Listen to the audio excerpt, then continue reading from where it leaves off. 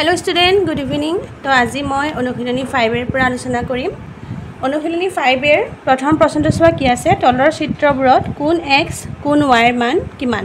ইয়াতে যিকিটা আমাক চিত্ৰ দি থোৱা আছে সেই চিত্ৰকিটাৰ পৰা আমি x আৰু y মানটো উলিয়াব লাগে। এখিনি অংক কৰাৰ আগতে তোমালোকে দুটামান কথা জানি ল'ব লাগিব যেনেদৰে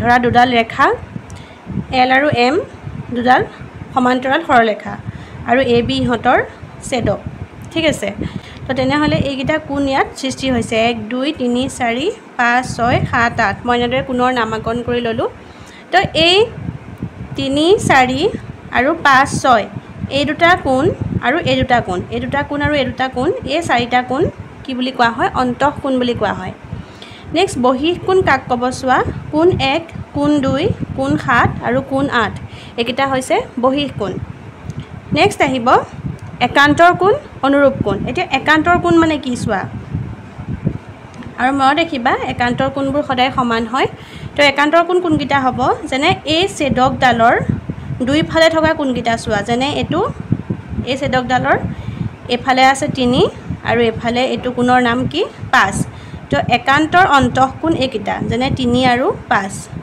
তো কোণ 3 আৰু কোণ 5 কি হ'ব সমান হ'ব ঠিক তেনেদৰে কোণ 4 আৰু কোণ 6 এই দুটা একান্তৰ কোণ কোণ 4 আৰু কোণ 6 এই দুটা সমান হ'ব বুজি পালা কোণ 3 আৰু 5 আৰু কোণ 4 আৰু 6 ঠিক তেনেদৰে এবাৰ আহিলে অনুৰূপ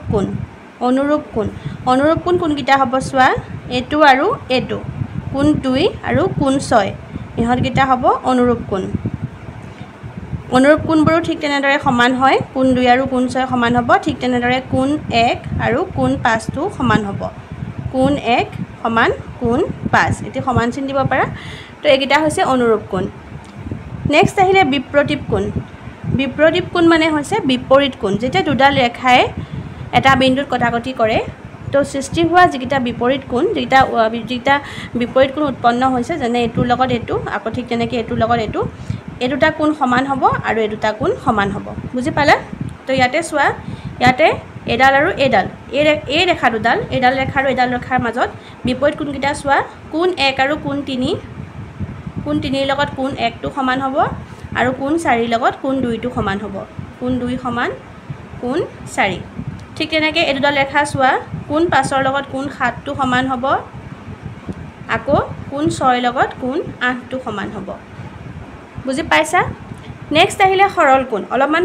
তোমালোকে এইখিনি জানি ল'ব লাগিব তেতিয়াহে তোমালোকে অংকখিনি কৰিব পাৰিবা সৰল কোণ কাক বোলে এডাল ৰেখাৰ এই কোণটো কিমান ডিগ্ৰী হ'ব সদায় 180 ডিগ্ৰী হ'ব এডাল সৰল ৰেখা থাকিলে তাৰ কোণটো সদায় কিমান হয় 180 ডিগ্ৰী এটো মই দেখিবা এটো হৈছে সৰল কোণ এতিয়া তোমালোকক যদি মই কওঁ যে লম্ব মানে জানা তোমালোকে যে দুডাল ৰেখাৰ মাজত যদি আমি কোণটো 90 ডিগ্ৰী পাওঁ তেনেহলে এডালক আনডালৰ কি বুলি কোৱা হয় লম্ব বুলি কোৱা হয় তাৰ পিছত আহিলে পূৰক কোণ 90 ডিগ্ৰী বুলি কওঁতে পূৰক কোণটো মনলৈ আহিলে পূৰক কোণ মানে হৈছে 90 ডিগ্ৰীটোক যেতিয়া আমি দুভাগ কৰি দিম অৰ্থাৎ দুটা কোণৰ যোগফল যেতিয়া 90 ডিগ্ৰী হ'ব এই দুটা কোণৰ যোগফল যেতিয়া 90 ডিগ্ৰী হ'ব তেতিয়া তাক কি বুলি কোৱা হ'ব পূৰক বুলি কোৱা হ'ব আকৌ 180 টোক যদি আমি দুভাগ কৰি দিওঁ তেনেহলে দুটা কোণৰ যোগফল 180 ডিগ্ৰী হ'ব আৰু তেতিয়া কোণ দুটাক কি বুলি ক'ব এটাক আনটোৰ সম্পূৰক বুলি ক'ব ঠিক তেনেকৈ পূৰকটো এটাক আনটোৰ পূৰক বুলি ক'ব ধৰি লৈছো এটো কোণ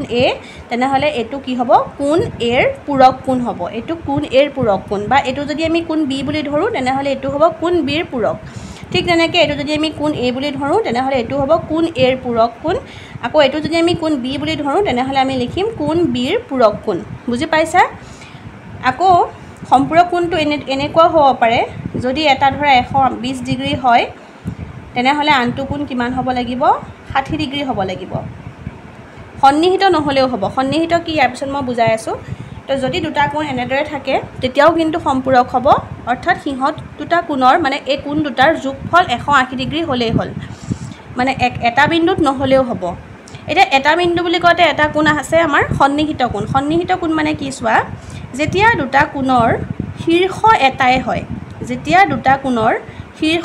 হয় যেনে ধৰা এই দুটা কোণৰ শীৰ্ষ এটাই চোৱা এটা বিন্দুৰ পৰা দুইটা কোণ আৰম্ভ হৈছে তো এই কোণ দুটাক কি বুলি ক'ব সন্নিহিত কোণ বুলি ক'ব বুজি পালা এতিয়া চোৱা এই সম্পূৰক কোণটো এটুকু সম্পূৰক বুলি ক'ব পাৰি, এটুকু সম্পূৰক বুলি ক'ব পাৰি। সম্পূৰক মানে এটা বিন্দুত মিলিত নহ'লেও হ'ব, সন্নিহিত নহ'লেও হ'ব, কিন্তু সন্নিহিত হৈ যদি সম্পূৰক হৈ থাকে, অৰ্থাৎ কোণ দুটা 180 ডিগ্ৰী, মানে কোণ দুটা কোণৰ যোগফল 180 ডিগ্ৰী আৰু লগতে সিহঁত সন্নিহিত হৈ আছে, তাৰমানে এটা বিন্দুতে লগ হৈ আছে, তেনেহ'লে এই দুটা কোণক বা যদি তিনিটাও থাকে তেনেহ'লে সেই তিনিওটা কোণক কি কোণ বুলি ক'ব? ৰৈখিক জোৰ বুলি ক'ব। ৰৈখিক জোৰ বা ৰৈখিক জুৰীয়া কোণ। বুজি পালা? কনচেপ্টটো ক্লিয়াৰ হৈছে, এইখিনি মনত ৰাখি থবা। এতিয়া আহিছোঁ প্ৰশ্নলৈ। প্ৰথমটো চোৱা, ইয়াতে চোৱা চিত্ৰটোত আমাক এক্সৰ মান উলিয়াব দিছে। প্ৰথম প্ৰশ্নটোত এক্সৰ মান উলিয়াব দিছে, য'ত য'ত আমাৰ এক্স আছে, য'ত য'ত ৱাই আছে সেইকেইটামান উলিয়ালেই হ'ল। তো আমি কি লিখিব লাগিব চোৱা, এই দুটা কোণ ভালদৰে চোৱা, ইয়াৰ ভিতৰত কোনটো কোণ মিলিছে? ইয়াৰ ভিতৰত এইটো মিলিছে, হয়নে? ৰৈখিক জোৰ মিলিছে, অৰ্থাৎ এডাল ৰেখাৰ ওপৰত সন্নিহিতও হৈ আছে আৰু লগতে দুটা কোণ আছে। তো যিহেতুকে সন্নিহিত হৈ আছে আৰু লগতে দুটা কোণ আছে, বা তিনিটা থাকিলেও একো নাই, এই দুটা কি কোণ? ৰৈখিক জোৰ কোণ, অৰ্থাৎ ইহঁত দুটাৰ যোগফল কিমান হ'ব? 180 ডিগ্ৰী, কাৰণ এইটো এটা সৰল কোণ। এডাল ৰেখাৰ ওপৰত যিহেতুকে আছে, ৰেখাডাল সদায় সৰল কোণ হয় আৰু ৰেখাৰ ওপৰত দুভাগ হৈ আছে কোণটো, গতিকে ইহঁত দুটা কি হ'ব? ৰৈখিক জোৰ হ'ব।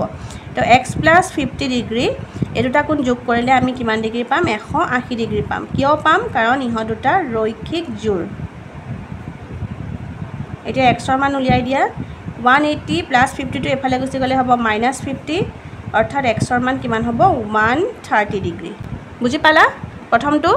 নেক্সট চোৱা, বিটো চোৱা, এইটোও ৰৈখিক জোৰ কোণ হয়, কিন্তু ইয়াত কেইভাগ হৈ আছে? 3 ভাগ হৈ আছে। আমাক y মানটো উলিয়াব দিছে, এডাল ৰেখাৰ ওপৰত কোণ 3টা হৈ আছে। এইটো চাৰিচুকীয়াকৈ দিছে, চাৰিচুকীয়াকৈ দিলে সদায় মনত ৰাখিবা এইটো কোণ কিমান ডিগ্ৰী হ'ব? 90 ডিগ্ৰী হ'ব। এইটো 40 ডিগ্ৰী আৰু আমাক y মানটো উলিয়াব দিছে। একেবাৰে সহজ, যিহেতুকে ৰেখাৰ ওপৰত 3টা কোণ আছে আৰু এই ৰেখাডাল কিমান ডিগ্ৰী হয়? 180 ডিগ্ৰী। তাৰে এটাৰ মান 90, এটাৰ মান 40, আনটোৰ মান একেবাৰে সহজ হৈ আছে, দুইটা যোগ কৰি 180ৰ পৰা বিয়োগ কৰি দিলেই হ'ল। তো আমি প্ৰথমে লিখিম y + 40 + 90 = 180 ডিগ্ৰী। ব্ৰেকেটত লিখি দিবা ৰৈখিক জোৰ।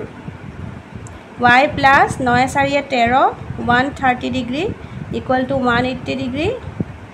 y = 180 ডিগ্ৰী, এইটো +130 হৈ আছে, এফালে গ'লে হ'ব -130 = 8ৰ পৰা 3 গ'লে 5। তো আমি y মান কিমান পালোঁ? 50 ডিগ্ৰী পালোঁ। বুজি পালা? এইখিনিতে তোমালোকে ৰৈখিক জোৰ বুলি লিখি দিবা। হ'ল? নেক্সটটো চোৱা, চিটো কি আছে চোৱা, ইয়াতে আমাক এক্স আৰু ৱাই দুইটা উলিয়াব দিছে। একেবাৰে সহজ, অকণমান ভালকৈ চালে গম পাবা। প্ৰথম আমি যদি এক্সটো উলিয়াব যাওঁ তেনেহ'লে চোৱা, এডাল এডাল ৰেখা আৰু এডাল এডাল ৰেখা, হয়নে? এই দুডাল ৰেখা মিলি ইয়াত এটা কোণ সৃষ্টি কৰিছে 60 ডিগ্ৰী আৰু ইয়াত এটা কোণ সৃষ্টি কৰিছে এক্স। তো ভালকৈ যদি আমি চাওঁ তেনেহ'লে এই দুটা কোণ কি হ'ব? বিপ্ৰতীপ কোণ হ'ব, কাৰণ দুডাল ৰেখাই এটা বিন্দুত কটাকটি কৰিলে উৎপন্ন হোৱা বিপৰীতমুখী কোণকেইটাক কি বুলি কোৱা হয়? বিপ্ৰতীপ কোণ। এডাল ৰেখা এনেদৰে আছে আৰু এডাল আছে এনেদৰে। তো এই ৰেখা দুডালে ইয়াত এক্স কোণটো সৃষ্টি কৰিছে আৰু ইয়াত কি কোণ উৎপন্ন কৰিছে? 60 ডিগ্ৰী। ইয়াত 60 ডিগ্ৰী আৰু ইয়াত এক্স কোণ উৎপন্ন কৰিছে। তো এক্সৰ মান কিমান হ'ব? 60, যিহেতুকে ইহঁত দুটা বিপ্ৰতীপ কোণ। তো লিখিম আমি x = 60 ডিগ্ৰী বিপ্ৰতীপ কোণ। এইখিনিলৈকে বুজি পালা? নেক্সট y মানটো আমি কেনেকৈ উলিয়াম চোৱা, এডাল এডাল যিহেতুকে সৰল ৰেখা হয়, এডাল যিহেতুকে সৰল ৰেখা আৰু এইটো হৈছে 180 ডিগ্ৰী, কাৰণ সৰল ৰেখাৰ ওপৰত থকা কোণ 180 ডিগ্ৰী হ'ব। এই 180 ডিগ্ৰীটোত 3 ভাগ হৈ আছে। এইমাত্ৰ আমি যিটো অংক কৰিছিলোঁ সেইটো সৈতে একেই, 3 ভাগ হৈ আছে, এভাগ 60, এভাগ 90 আৰু এটা ভাগ হৈছে y। তো তিনিওটা যোগ কৰিলে 180 ডিগ্ৰী হয় যিহেতুকে, গতিকে y মানটো উলিওৱাত একেবাৰে সহজ হৈ যাব। 60 ডিগ্ৰী + y + 90 ডিগ্ৰী = 180 ডিগ্ৰী। ৰৈখিক জোৰ লিখি দিবা ব্ৰেকেটত ৰৈখিক জোৰ বুলি।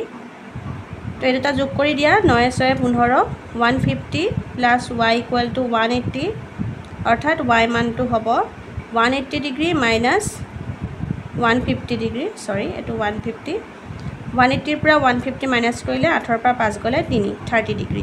তো therefore এইখিনি বুজি পালা? ইয়াৰ আগত প্লাছ আছে, এফালে গুচি গ'লে কি হৈ যাব? মাইনাছ। x = 60 ডিগ্ৰী আৰু y = 30 ডিগ্ৰী। নেক্সটটো চোৱা, নেক্সট এইটো চিত্ৰ দি থোৱা আছে আমাক চিত্ৰটোৰ পৰা একেবাৰে সহজ y মানটো আমাক উলিয়াব দিছে প্ৰথমে আমাক কৈ দিছে l সমান্তৰাল m ইয়াৰ আগত মই যিখিনি বুজাই দিছিলোঁ তাতে তোমালোকে বুজি পাইছে যে দুডাল সমান্তৰাল ৰেখাক এডাল ছেদকে ছেদ কৰিলে বা এডাল ত্ৰিজ্যকে ছেদ কৰিলে তেতিয়া কি হয় মানে একান্তৰ কোণবোৰ সমান হয় আৰু অনুৰূপ কোণবোৰ সমান হয় তো ইয়াতে চোৱা এটো যেহেতুকে 140 হৈ আছে ইয়াৰ লগত আমি কোনটো কোণ সমান পাম এফালৰ 140 মানে এফালৰ কোণটো আমি সমান পাম এফালৰ কোণটো কিমান হৈ যাব 140 হৈ যাব কাৰণ এটো আৰু এটো কি কোণ হ'ব অনুৰূপ কোণ তো আমি লিখিম তোমালোকে এনে এখিনতে ধৰি লোৱা কোণ x বুলি ধৰি ল'ব পাৰা বা কোণ a বুলি ধৰি ল'ব পাৰা এখিনতে লিখি লম যে চিত্ৰত কোণ a ইকুৱেল টু 140 ডিগ্ৰী কিয় হ'ব এখিনতে ব্ৰেকেটত লিখি দিবা